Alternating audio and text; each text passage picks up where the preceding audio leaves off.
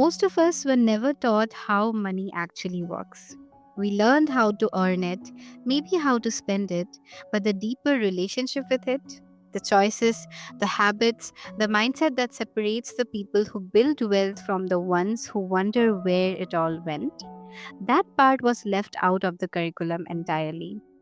Today's guest made it his life's work to fill that gap. And this conversation is going to be one you come back to.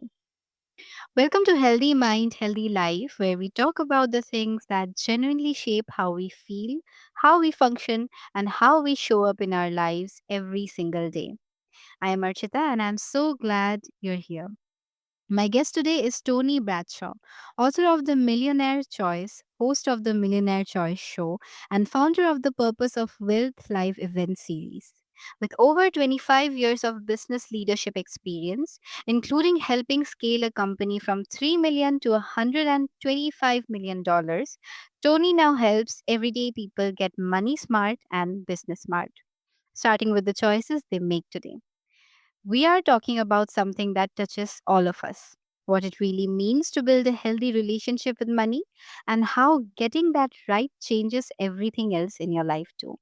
So, Tony, welcome to Healthy Mind, Healthy Life. I am so glad to have you with us. Yeah, thanks for having me on, Archita. Thank you for being here because this conversation is going to change a lot of things for a lot of people out there. So I'm really excited to dive into it. But before we start, there is a gentle disclaimer to the listeners. Some statements reflect personal belief and experiences and are presented as individual views, not medical advice. So listeners should consult qualified professionals for medical conditions. And now that we have this out of the way without wasting any more time, let's dive into the conversation, Tony. And before we get into the frameworks and the smart strategies, I want to go back to the beginning for a moment. So, Tony, you became deeply interested in wealth building and financial literacy at a point in your own life. And that eventually led to writing The Millionaire Choice. So, was there a specific moment, a realization maybe, or a turning point in your life that made you think that this is what I need to put into the world? Yeah, absolutely. I think it happened in two stages for me. So when I grew up in a low income family, bills weren't getting paid, water was getting cut off, power was getting cut off, and then I went to college and got out of college and continued doing the same things my parents did. So I spent all my money, went into debt, and then when I got my first W-2, which was my tax form out of college, I looked at it and I had made $39,000 and I was broke, and so I was $16,000 in debt and had no money in my bank account. So when that happened, I really stood up, took notice, and went, "Wow, this is not good. I made 39,000 last year. I literally have no money, and I'm in debt." So I started trying to figure out how money worked. I started learning about money. I started reading books, magazines, and just trying to understand what I had done wrong. And so very shortly after that, it didn't take very long, about 90 days, to go from being ignorant about money and how it worked to actually understanding a little bit and making a shift. And so the shift was I went from spending all my money and then some, an extra, but to also switch to saving money and investing money and, just living money. So I basically broke my budget down into three pieces. And instead of spending, $3,000 a month, I actually started living off of 1,000, started paying debt with 1,000, and then started investing $1,000 a month. And so my main debt was, a couple credit cards, about $2,000, $3,000 on credit cards. So I was able to get rid of that pretty fast. And then I started paying on my car to pay my car off, and I started paying, two or three car notes a month. My car note was around $315 a month. So instead of paying one car note a month, I started paying two or three a month, and I was able to pay that off pretty quickly within a short period of time. I think it's about 18 months before I had everything paid off. And then I had $18,000 roughly in investments. And so most of that was in mutual funds, some in stocks, but mostly in mutual funds. And so that was the kind of the beginning of where things changed for me. And then at that time, I also, when I sat down to do my plan, I'm a planner. So I sat down with a spreadsheet and I started taking this new money plan and trying to figure out what it looks like in the future. And what I figured out was that I could be a millionaire at some point in the future. And at that point for me was about 40 years old to be a millionaire by age 40. And I was planning to live off my investments at age 40.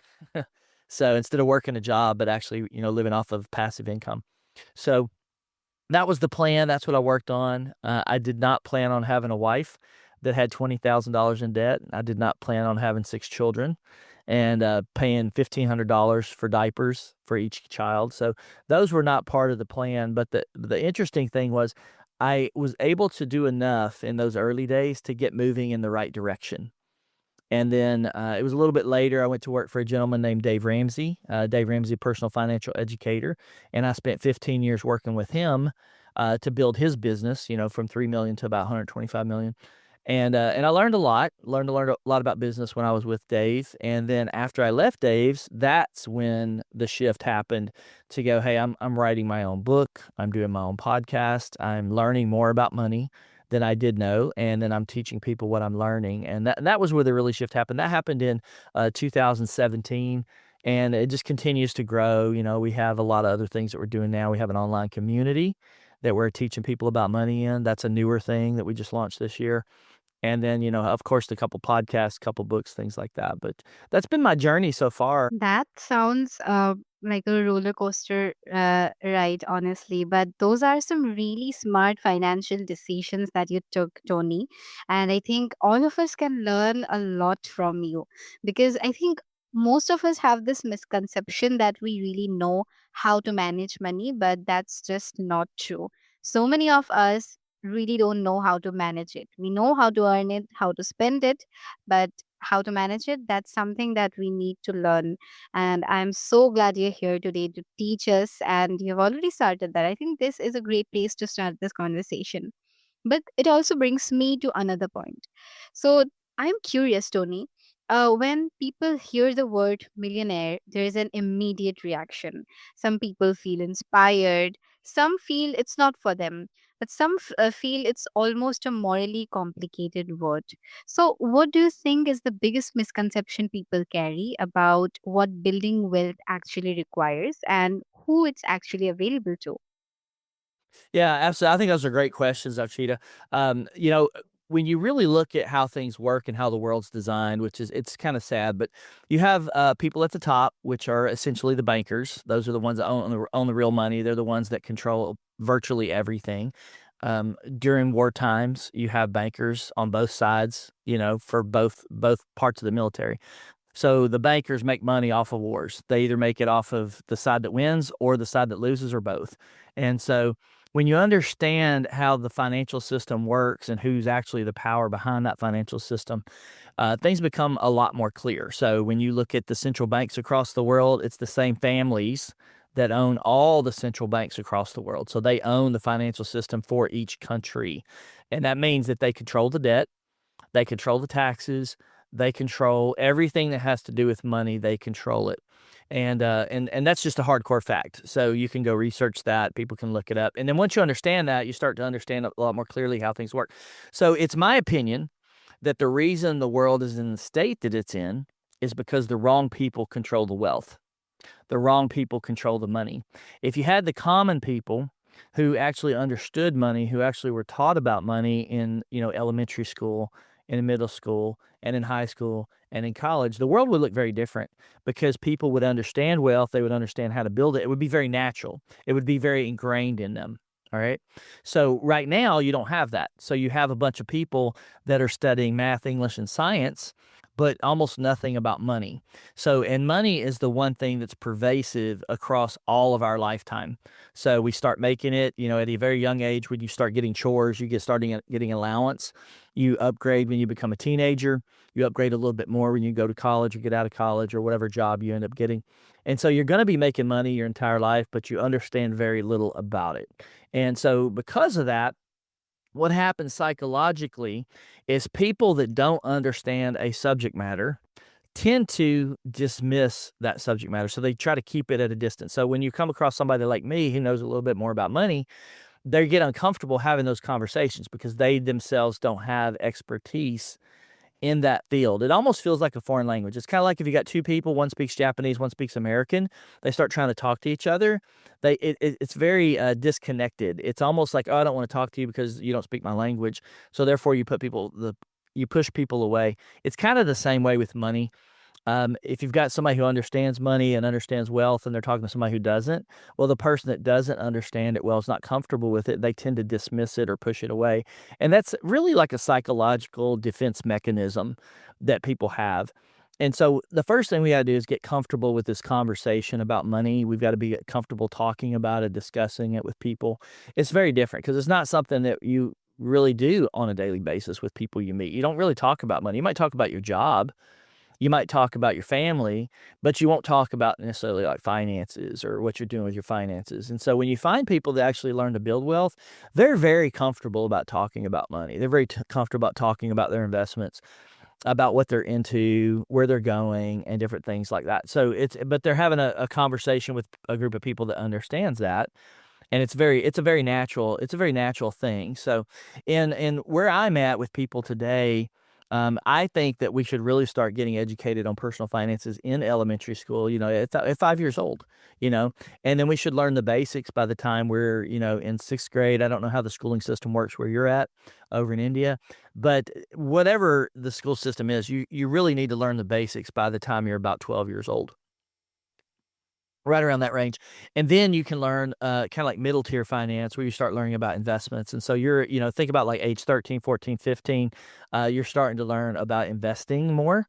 So you're growing up with this kind of wealth concept where you're going, "Oh, it's just natural that I'm gonna be wealthy one day," because it's very natural from the time you grow up. So learn the basics, which is earning, spending, saving, that's kinda like the basics, and then you get into, like, general investments, which would be, maybe like mutual funds, something like that, retirement planning, at a very young age. Then from there, when you get into your middle age, school, 13, like I said, 12, 13, 14, 15, you're learning about maybe a little bit more advanced investing. Maybe you're starting to learn about real estate a little bit. Maybe you're starting to learn about day trading or stock trading, gold and silver in the mix of that. And then you start to get more advanced stuff when you're in high school, which would be like business. You learn about business and how to build a business. Those are the things that I think should be being taught, and then if they're being taught in school, for us adults that didn't get that shot, then we start to understand, "Hey, I don't even have a 6th grade financial education as an adult." That's where most people are at. Most people don't even have a 6th grade education when it comes to finances. So once you understand that, you can adopt this mindset of, getting money smart, which is what we teach. It's, if you wanna be good with money, then you have to learn how money really works. You have to study money. And when you get to that, you can start studying money, reading about it, learning about it, and then you can start to grow. And that's really where I started, when I was 25 years old. I didn't know anything about money. I was 25, and then I just said, "Hey, I need to learn about this because obviously I don't know anything about it." And I started reading magazines, reading books, and then continued to do that throughout my life. And then, there's other resources available today. You can get on YouTube or, podcasts and things like that.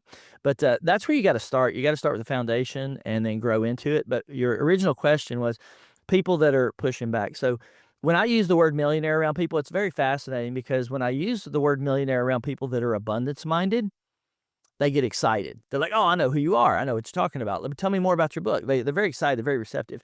When you get around people that are scarcity minded, they tend to dismiss it. They've had people tell me, "Oh, I don't want to be a millionaire." Well, if you don't want to be a millionaire, then you want to be broke because the average house where we live is about $1 million. So that means you don't want to have a house because you don't want to be a millionaire.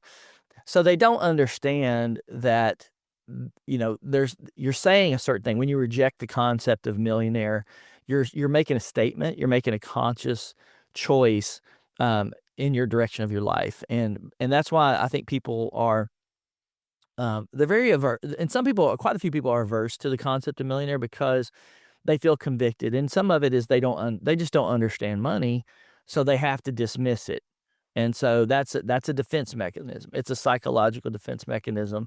And, there's a concept of, I don't know if you've heard this term before, but, money's the root of all evil. Have you heard that before, Archita? Have you heard that? Yeah. Well, that's a misquote because the real quote is, for the love of money is the root of all evil.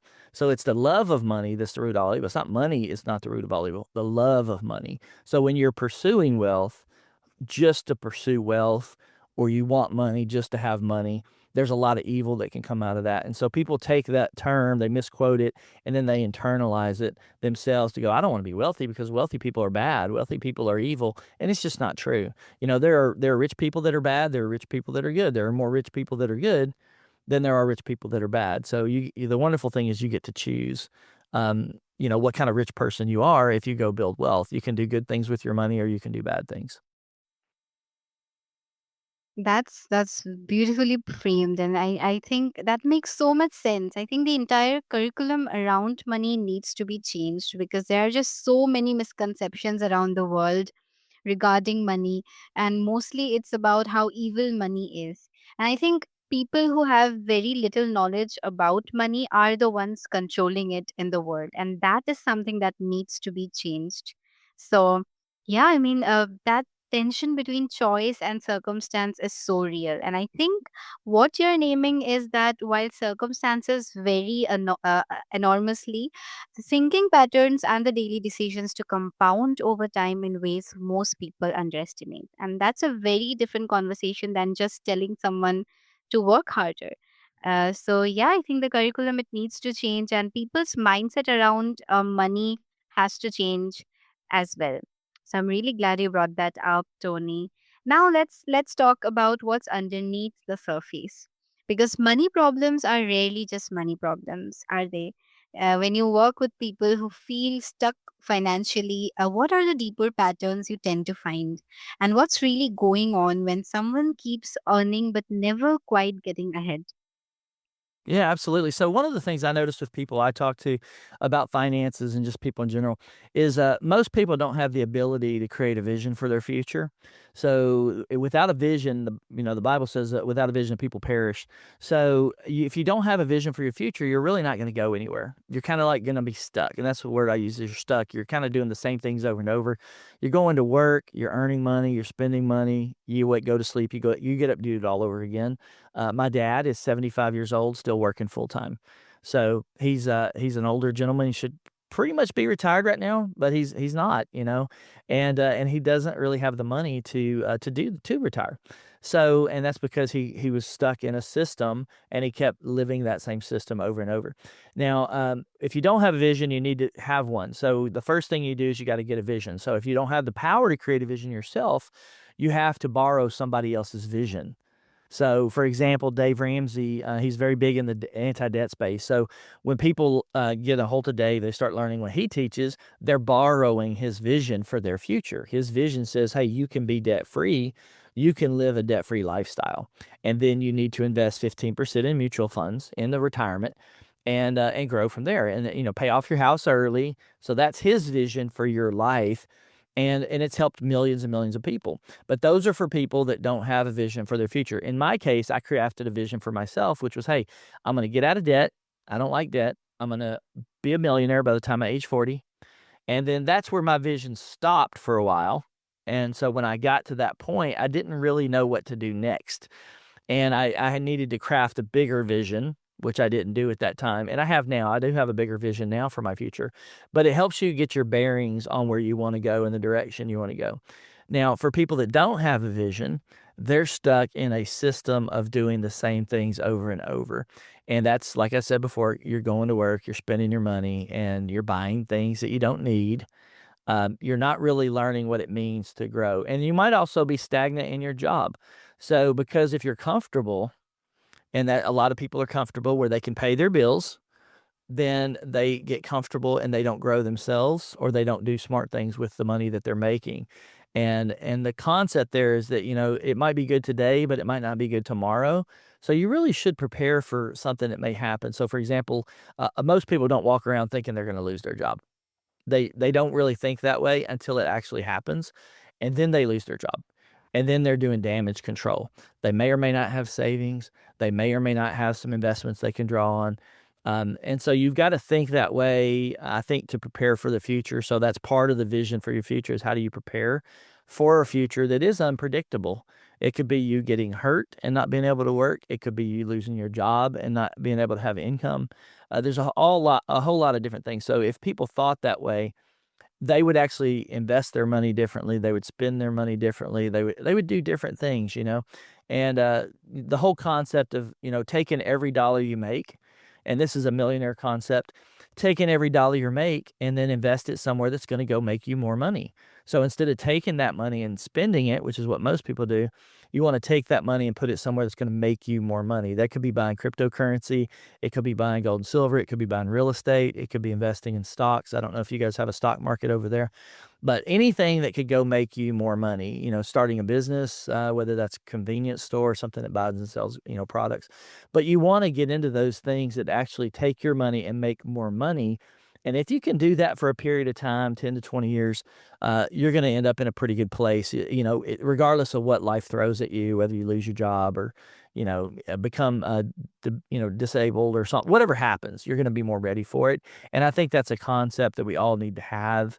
I didn't really adopt that concept until maybe the last 5 years. I should have been doing that for the last 30 years and thinking that way. And, so I was living in a state where I just got up and went to work and I made money. I made good money.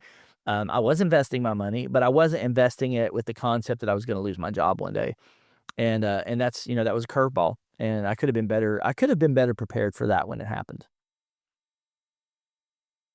That's definitely true. And honestly, I think the biggest problem with people is that they don't know how to exactly plan when it comes to money. And investing is something that's not being taught to people much nowadays, but it's so important, especially in today's time. And the art of passive income and these things, I think it needs to be taught to more and more people need to be more aware about it. So yes, I think this conversation has helped them do that exactly. So thank you so much, Tony, for educating all of us so much about money and how to handle it in the correct way. And if there's something that I'm taking from this conversation, it's that getting money smart isn't about becoming someone different. It's about making the choice one day at a time to become someone who knows better and then does better. So, thank you so much for this conversation, Tony. And this has been so practical and so human at the same time, which is exactly what this conversation needed to be. So, for everyone listening who wants to find your books, your show, your events, where is the best place to connect with you and take the next step? Yeah, absolutely. So, my website, TonyBradshaw.com, is where everything is. I actually have a community right now that we've launched, and we're actually taking free members in for this community. We're going to have about 200 members in the community, and then we're going to shut that down and start charging for it. So, if there's anybody that wants to be part of this free community, you just have to reach out to me. You can reach out to me on Facebook or, through my email on my website. And if I get your email address, I will send you an invitation for my group, and then you can join this community for free as we get it off the ground. Amazing. Thank you so much for sharing all of that, Tony. And we will make sure all those details are included in today's show notes so that it's just one step away and our listeners can reach out to you whenever they need to. And thank you, Tony. And thank you to everyone who listened today. Whether you're just starting to think about this or you have been on this journey for years. Here's the thing about financial health it is part of mental health. The stress that comes from feeling financially lost touches everything else your sleep, your relationships, your sense of self. So, getting money smart isn't just smart, it's an act of care for yourself and the people you love. This is Healthy Mind, Healthy Life. And if this episode sparked something for you, share it with someone who needs to hear it. New conversations come your way regularly wherever you listen to podcasts. Until next time, take care of your mind, your money, and the life you're building.